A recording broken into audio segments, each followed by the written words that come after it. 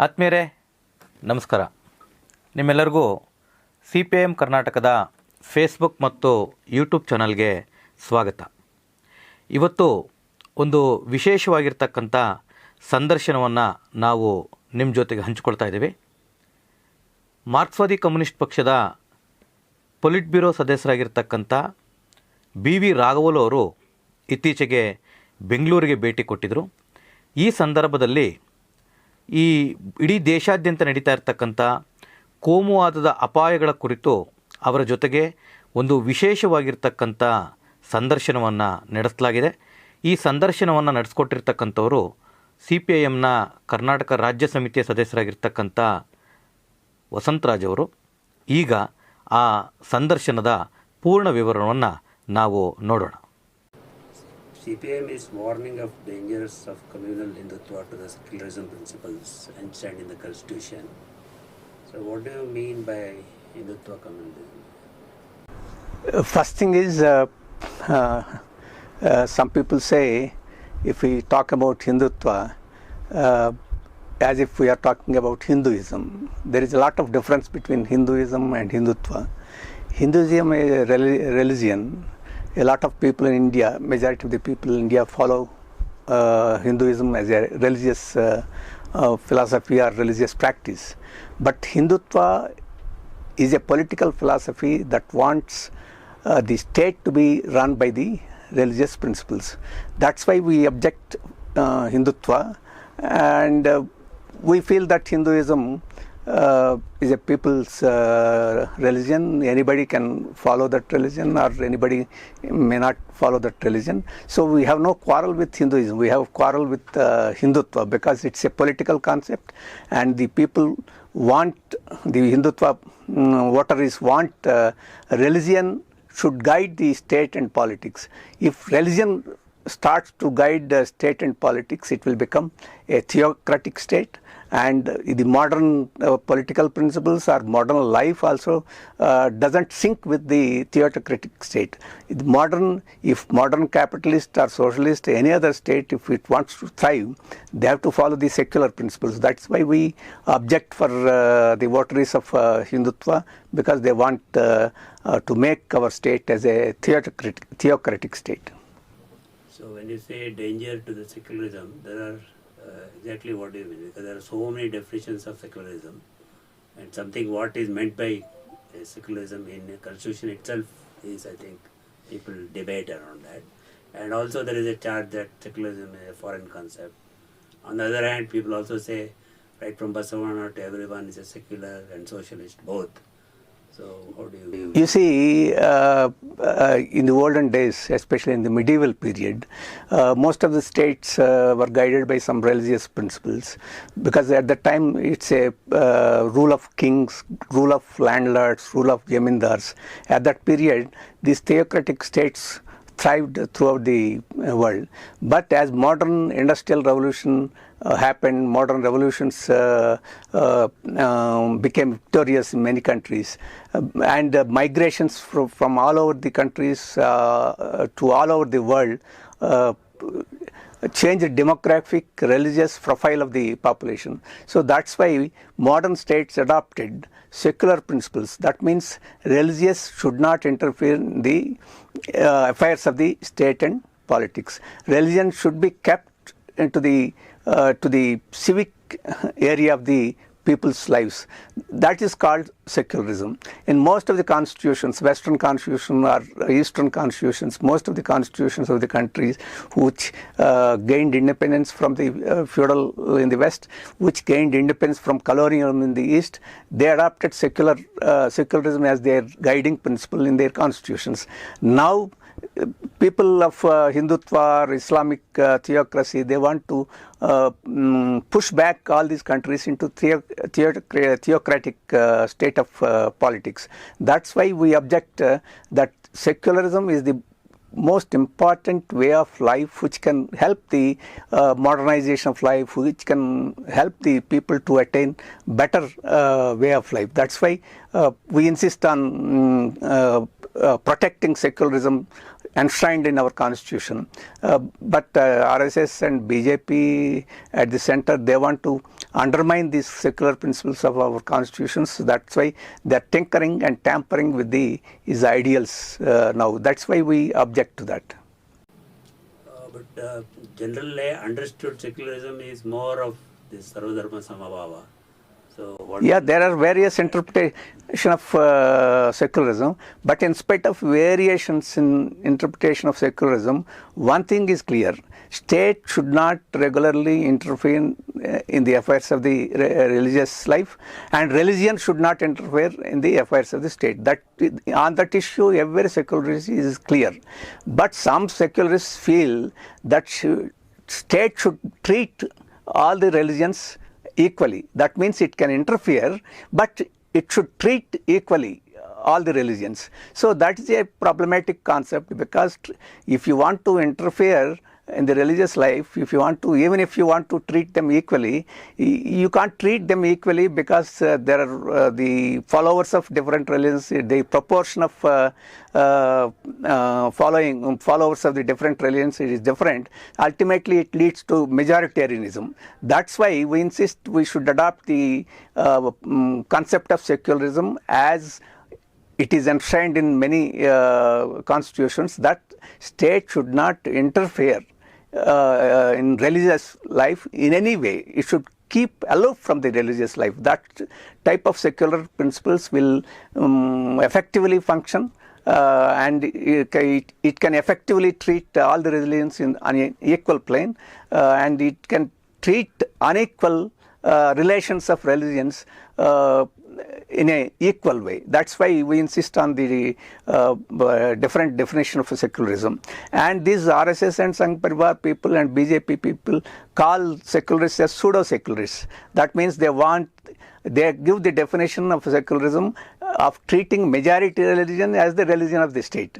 If you don't accept the majority religion, they say you are following pseudo-secularism. That is not correct. What they want is, they want us to believe in a religious guidance of state. We don't want believe in that. There should not be any interference of religion in the affairs of the state. That is the true meaning of secularism. in India today, which are the forces and political entities you think which can fight this communal danger? Historically, if you see, there are religious movements, religious conflicts, religious differences in India. Overall, Indian cultural life is pluralistic, and various currents of religious movements thrived in India, and sometimes there may be conflicts, but overall, toleration of different religious followers is the norm of Indian life. So that plurality of culture, plurality of religion, tolerance of different faiths, when it is the crux of the Indian culture, now the present incumbents in power, they want to dismantle, destroy this pluralistic culture and this tolerant culture of India. They want to bring in a monolithic type of culture. If you want to monolithic culture, then you will destroy certain types of culture, and you want to implant a model of culture on other people. That is why we oppose this type of monolithicization of the Indian culture. There is a lot of interpenetration or interrelation of different faiths and religious practices we can see everywhere, but the present dispensation want to destroy, and they want to impose only one set of ideas, one set of cultural practice, as if they were the original all-embracing cultural practices. We don't accept that type of interpretation of Indian culture and history. Yesterday, Congress in its Chintan Shivir has announced Bharat Jodo Yatra. So, what do you think of this campaign? If they do it, what they have said in the Chintan Sibir, it will be welcome, no problem, because we want the unity of Indian people, and irrespective of caste, religion, region, language, we want to make Indian people feel that they are Indians. The other differences should abide by the concept of Indian nationhood. But the present dispensation wants to exclude certain types of people, certain people belonging to certain religions, as if they are not Indians. They want to exclude. To oppose that, to propagate the oneness of Indian people, irrespective of their differences. If that is the purpose of this yatra, it will be welcome. But it seems the yatra is more in the interest of their electoral necessities. It's not in the interest of the unity of the country. So if they put electoral interests in the forefront, that won't give much benefit to India or benefit to Congress. So first they have to change their ideological position, and for the electoral purposes they are following soft Hindutva philosophy instead of confronting the communal philosophy of Hindutva. They are following a soft Hindutva model of political understanding. If in that way, in that ideological dispensation, if they go and conduct a yatra, it won't be much useful for them as well as for the country. So we hope that they ideologically also change their position and conduct this yatra, then it will be useful for them and for the country also. How does CPM propose to fight this Hindutva communal danger, and also what kind of forces it proposes to harness? You see, in India, even now, even when BJP assumed power in 2014 and again in 2019, they are a minority. With a minority votes, they won the seats and assumed the power. Even now, about below 50% of the people and about around 30-35% of the people voted for Hindutva. I don't think all of them voted in terms of a political philosophy. Various factors might have helped that.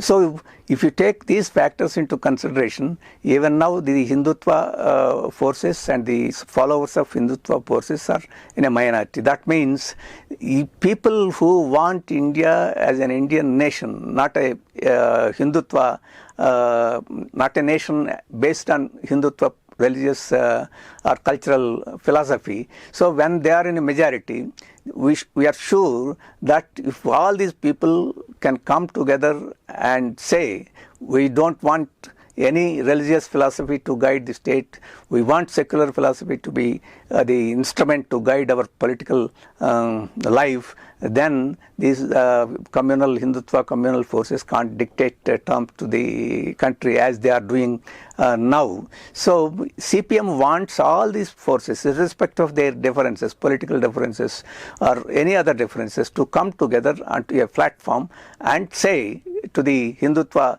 communal forces, we don't want this type of political philosophy in India. We want India as a nation to thrive as a unified state. These people has to come forward to say that.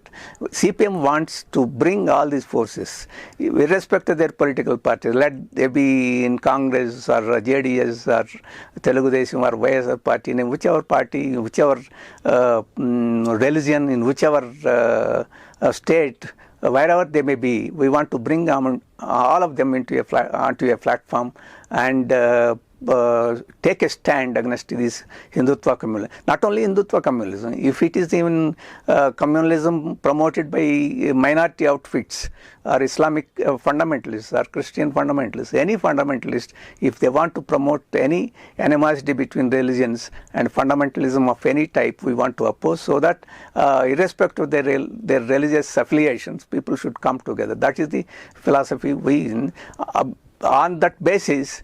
We differ with many political parties on many issues, on economic issues, and then.